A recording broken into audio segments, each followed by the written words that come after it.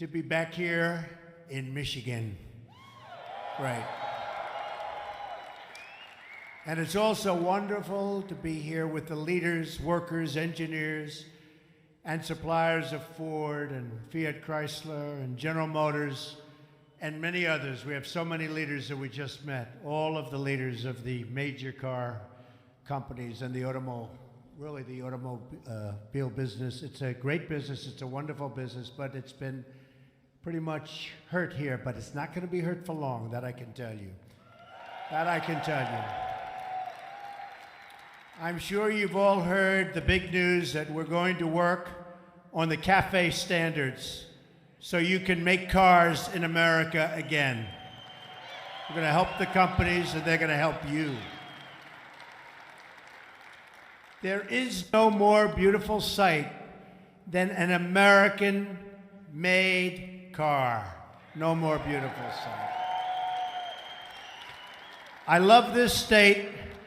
I love the people of this state. And you did me a big favor because you gave me a victory, and that victory hasn't been won by a Republican in a long time. Long time. And you're going to be very happy, believe me. You're going to be very, very happy. During the campaign, I came to Michigan again and again, and I made this promise that I am going to fight for your jobs and fight very, very hard. I'm going to fight for Michigan workers. I'm going to fight to keep the automobile production in the United States of America, not outside, in the United States.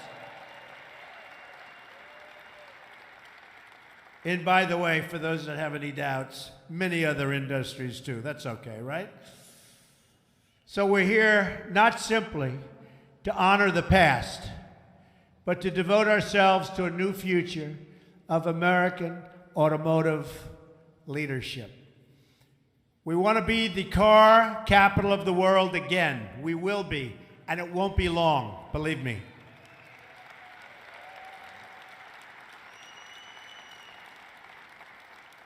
And by the way, we're going to have a very big announcement next week having to do with your industry. Very, very big, very important. Everybody say, what is it? Let's keep them guessing back there. You've heard me say the words, and I'll repeat them right now. Buy American and hire American.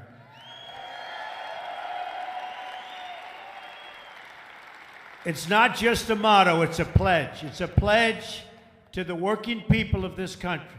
The era of economic surrender for the United States is over. It's over.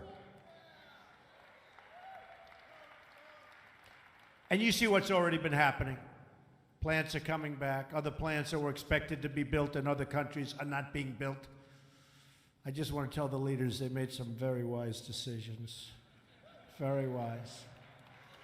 Very wise. Some plants that were announced are not going to be built. They're smart.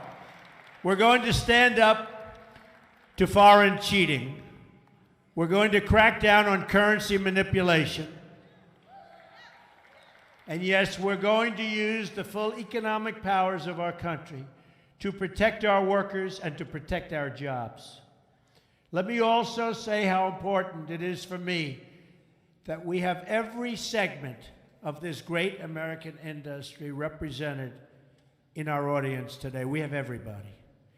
To succeed as a country, we have to work together. We have to fight side by side to protect our industry and to stop the jobs from leaving our country. It's not going to happen anymore, folks.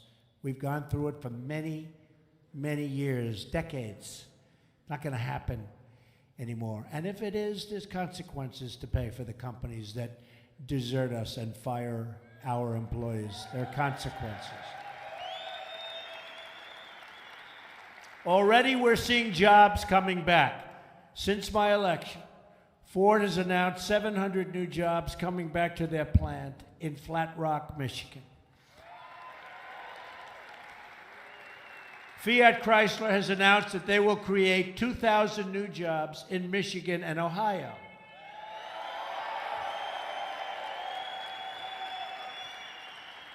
And just today, breaking news, General Motors announced that they're adding or keeping 900 jobs right here in Michigan, and that's going to be over the next 12 months. And that's just the beginning, folks. In fact, I told them that's peanuts.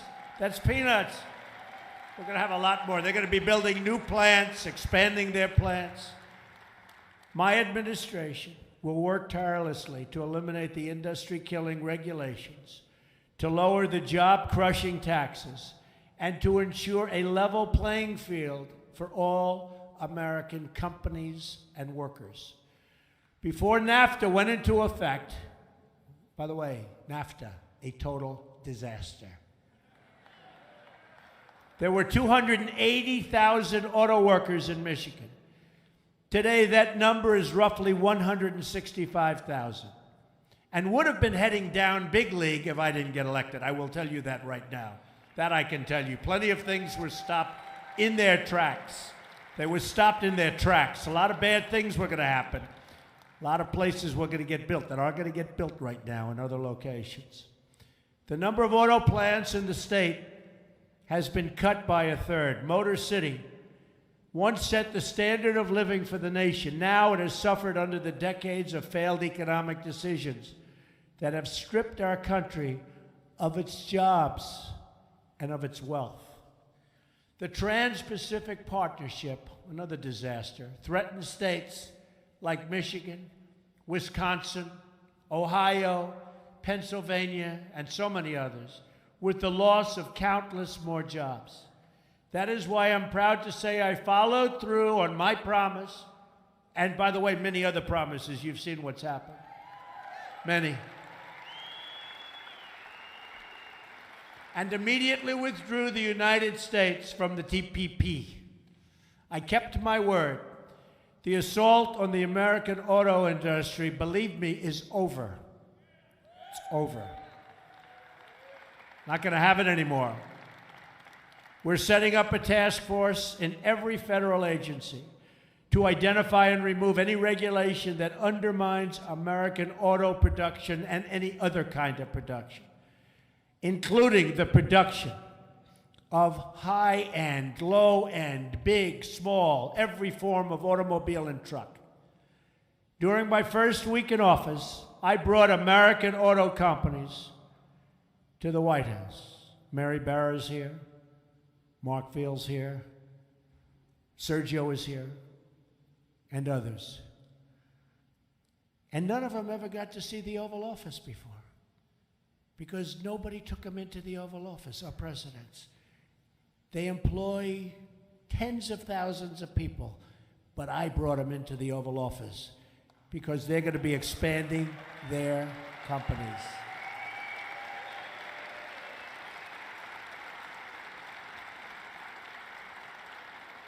But they all told me the same thing. They explained that the previous administration promised you a so-called midterm review of the federal fuel efficiency standards. It was necessary because the standards were set far into the future, way, way into the future.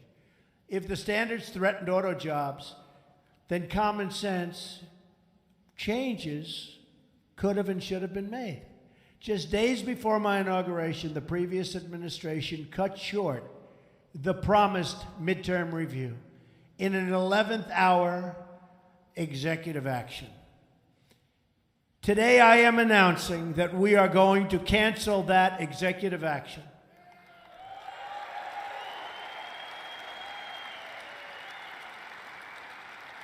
We are going to restore the originally scheduled midterm review, and we are going to ensure that any regulations we have protect and defend your jobs, your factories. We're going to be fair. We're going to be fair.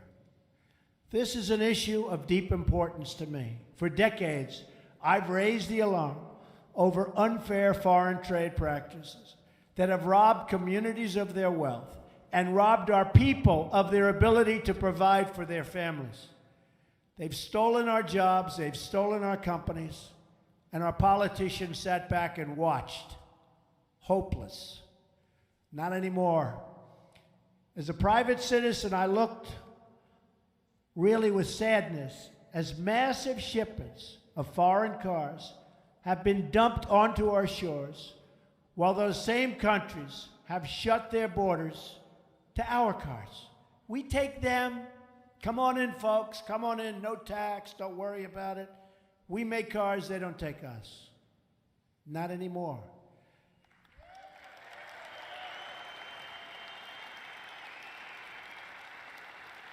Since NAFTA was approved, we've lost nearly 1/3 of our manufacturing jobs in the United States.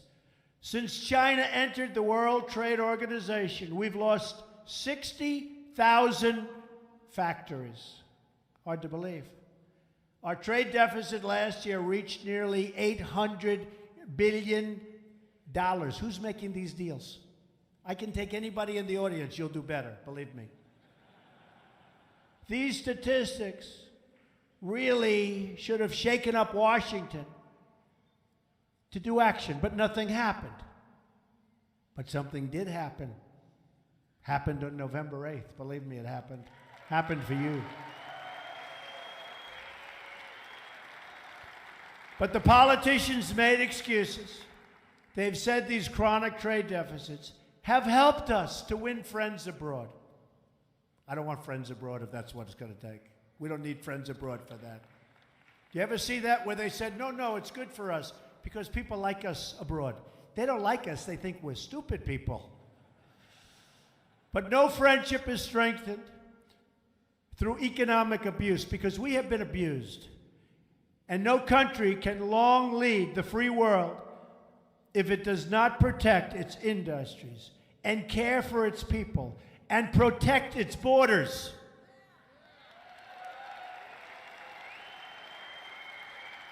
America will be respected again, and you as workers will be respected again. Believe me, you will be respected again. Soon, now. I think it's already happened. Our great presidents from Washington to Jefferson, to Jackson, to Lincoln, all understood that a great nation must protect its manufacturing, must protect itself from the outside.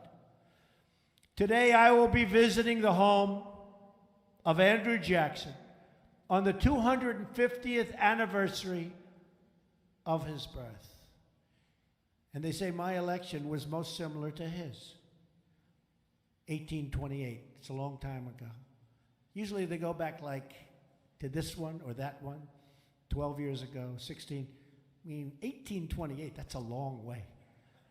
That's a long time ago. In supporting tariffs, Jackson said, I look at the tariff with an eye to the proper distribution of labor and to revenue, and with a view to discharge our national debt. We owe $20 trillion. $20 trillion with our policies. America cannot be a wealthy country if special interests game the system to profit from the exodus of our companies and from the exodus of our jobs. We must embrace a new economic model. Let's call it the American model.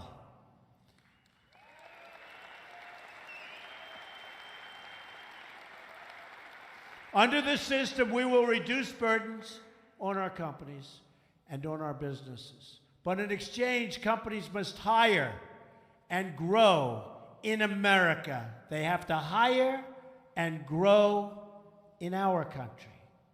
That is how we will succeed and grow together. American workers and American industry side by side. Nobody can beat us, folks. Nobody can beat us.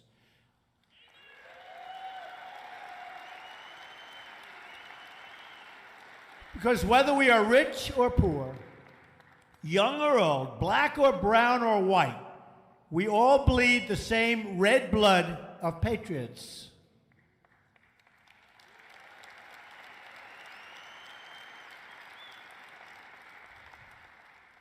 Great Americans of all backgrounds built the arsenal of democracy, including the legendary Rosie the Riveter, who worked here at Willow Run.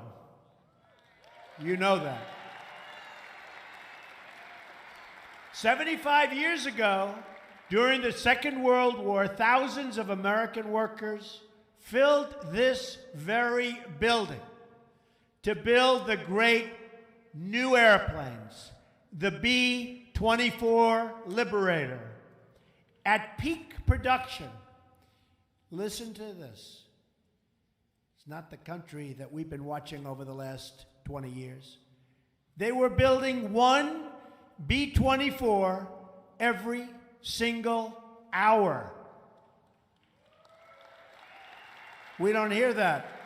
We don't hear that anymore, do we? We'll be back. We'll be back soon. Most amazing people.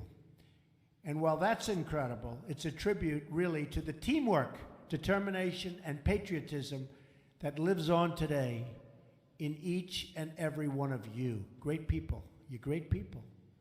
Now, these hundreds of acres that defended our democracy are going to help build the cars and cities of the future. So I ask you, that's fine, because you're right. So I ask you today to join me in daring to believe that this facility, this city, and this nation will once again shine with industrial might.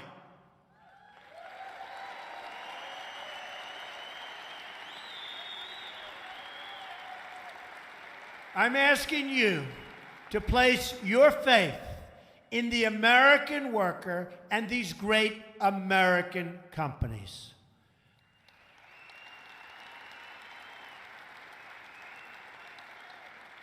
I'm also asking you to respect and place your faith in companies from foreign lands that come here to build their product. We love them too, right? We love them too. I'm asking all of the companies here today to join us in this new industrial revolution. Let us put American workers, American families, and American dreams first once again. May God bless the American worker. May God bless the Motor City. And may God bless the United States of America. Thank you. Thank you. Thank you, everybody. Thank you.